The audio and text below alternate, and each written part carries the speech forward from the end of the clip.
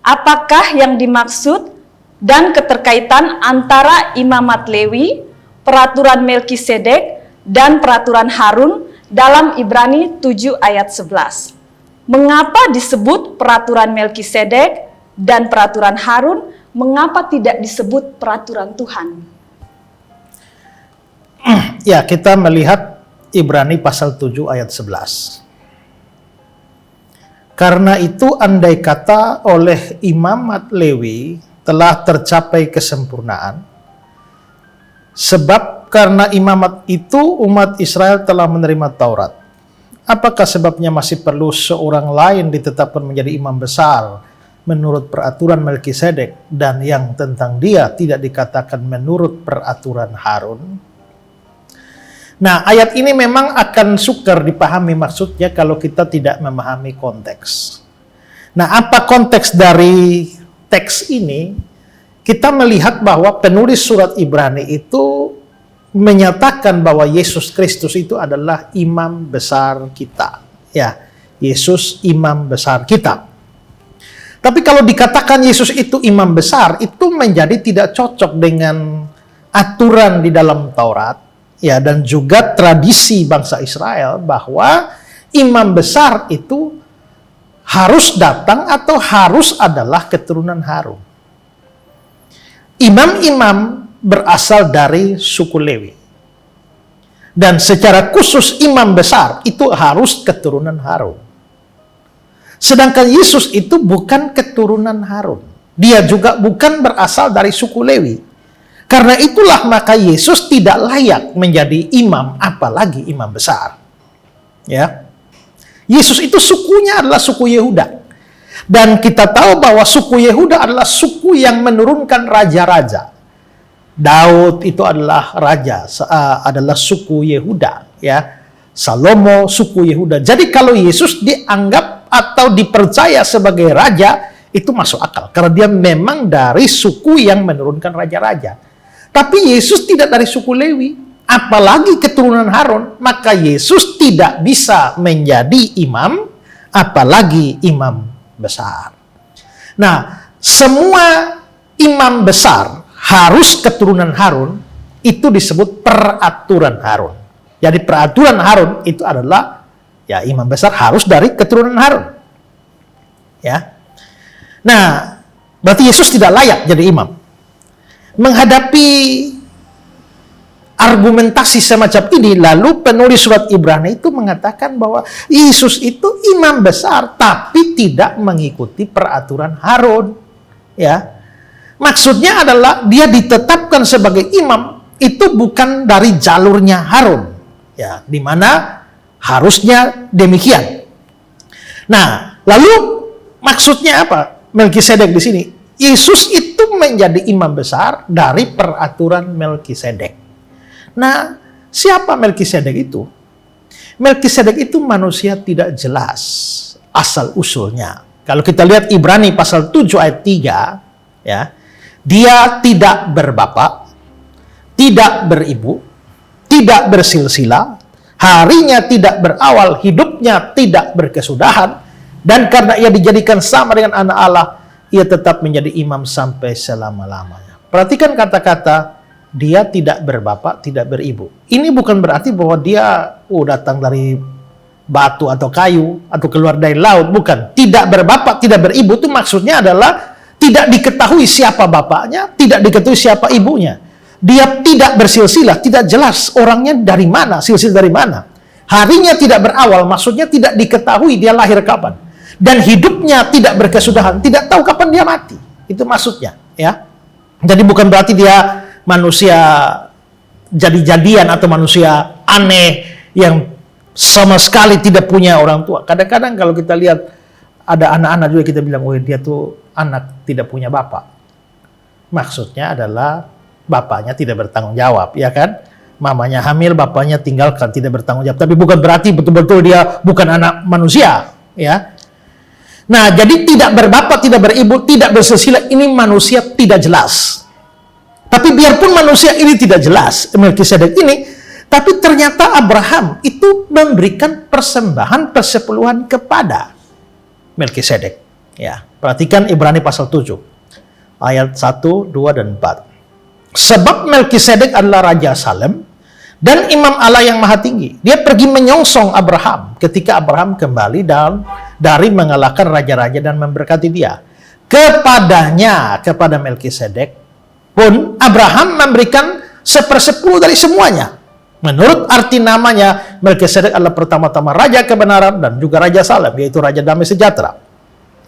Camkan betapa besarnya orang itu, Melkisedek, yang kepadanya Abraham, bapa leluhur kita, memberikan 1/10 dari segala rampasan yang paling baik.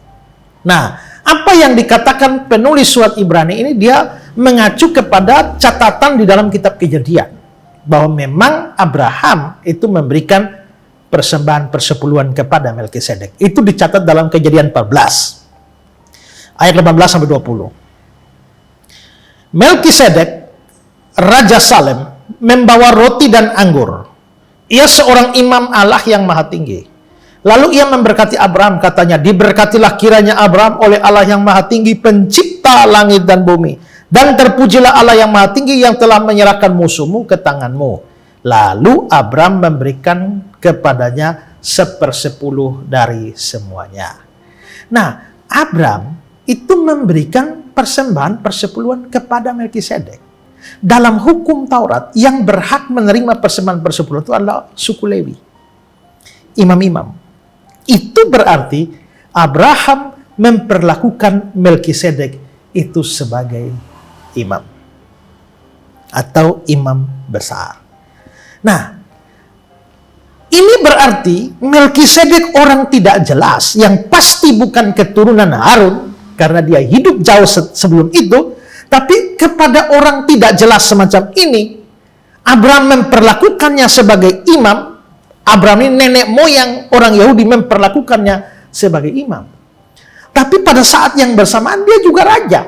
Coba perhatikan Kejadian 14 ayat 18. Melkisedek Raja Salem. Ia seorang imam.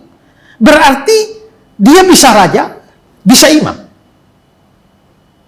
Kalian berkata, Yesus dari suku Yehuda, makanya bisa jadi raja.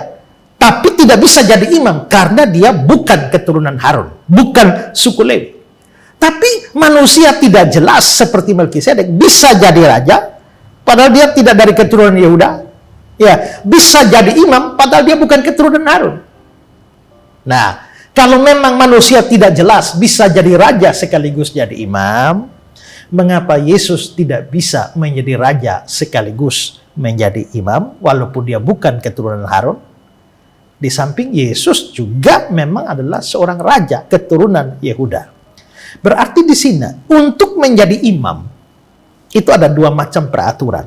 Pertama, peraturan Harun. Peraturan Harun itu adalah semua imam besar harus keturunan Harun. Tapi ada peraturan yang kedua, peraturan Melkisedek. Itu berarti bahwa imam besar itu tidak harus berasal dari keturunan Harun. Dan penulis surat Ibrani mengatakan, Yesus itu jadi imam besar tidak ikut peraturan Harun. Karena kalau ikut peraturan Harun, dia tidak layak. Dia tidak memenuhi standar. Dia melawan hukum Taurat. Tapi Yesus menjadi imam besar dari peraturan Melkisedek. Jadi biarpun dia bukan keturunan Harun, bukan suku Lewi, dia tetap layak jadi imam, sama seperti Melkisedek yang manusia asal usul tidak jelas, tapi bisa jadi raja sekaligus menjadi imam. Nah, itulah yang dikatakan oleh penulis surat Ibrani. Misalnya dalam Ibrani 5, ayat 5, 6, 10. Demikian pula Kristus tidak memuliakan diri sendiri dengan menjadi imam besar, tetapi dimuliakan oleh Dia yang berfirman kepadanya, Anakku, engkau telah kuperanakan pada hari ini. Sebagaimana firman-Nya dalam suatu nas lain, engkau adalah imam untuk selama-lamanya menurut peraturan Melkisedek. Dan ia dipanggil menjadi imam besar oleh Allah menurut peraturan Melkisedek, ayat 10. Lalu pasal 6 ayat 20. Di mana Yesus telah masuk sebagai perintis bagi kita ketika ia menurut peraturan Melkisedek menjadi imam besar sampai selama-lamanya. Lalu pasal 7 ayat 11 yang saudara tanyakan itu ya. Imam besar menurut peraturan Melkisedek. Lalu ayat 17-nya, engkau adalah imam untuk selama-lamanya menurut peraturan Melkisedek. Nah, tapi kita tidak boleh menganggap bahwa ini hanya rekayasa penulis surat Ibrani saja, atau upaya penulis surat Ibrani untuk memaksa Yesus jadi imam besar. Bukan. Itu memang tadi dia katakan dalam nats lain, dan itu sudah dikatakan dalam kitab Mazmur 1000 tahun sebelum Yesus. Mazmur 110 ayat 4. Tuhan telah bersumpah dan dia tidak akan menyesal. Engkau adalah imam untuk selama-lamanya menurut peraturan Melkisedek. Itu nubuat tentang Yesus. Jadi Yesus Kristus itu imam besar kita. Imam itu apa? Imam itu adalah perantara antara manusia dan Allah. Ya, tanpa imam tidak bisa orang datang kepada Allah. Allah hanya bisa dijumpai melalui imam besar. Makanya dalam Perjanjian Lama, imam besar datang membawa darah binatang untuk menjadi jembatan antara Allah dengan umat Israel.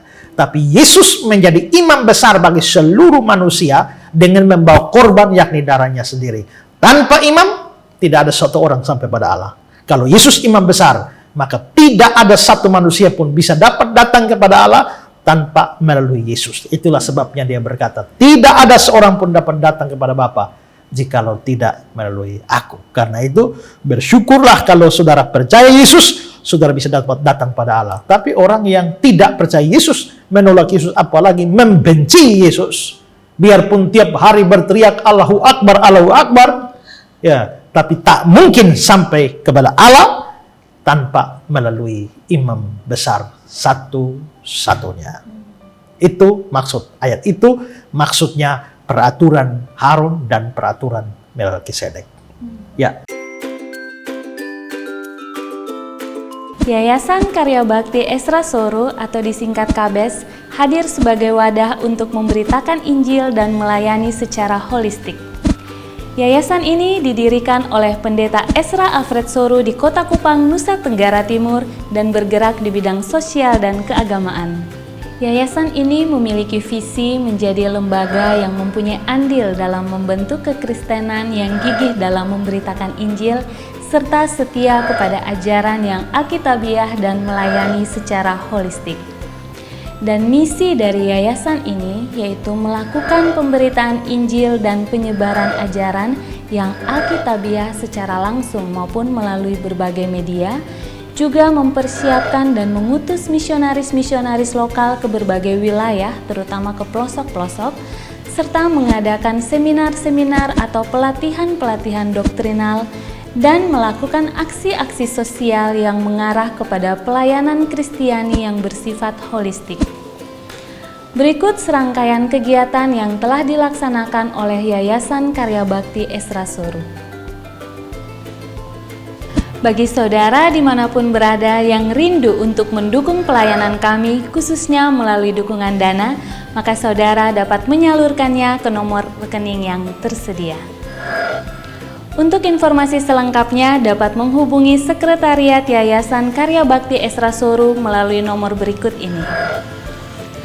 Mari beritakan Injil dan melayani sesama dengan kasih bersama Yayasan Karya Bakti Esra Soru. Tuhan Yesus memberkati.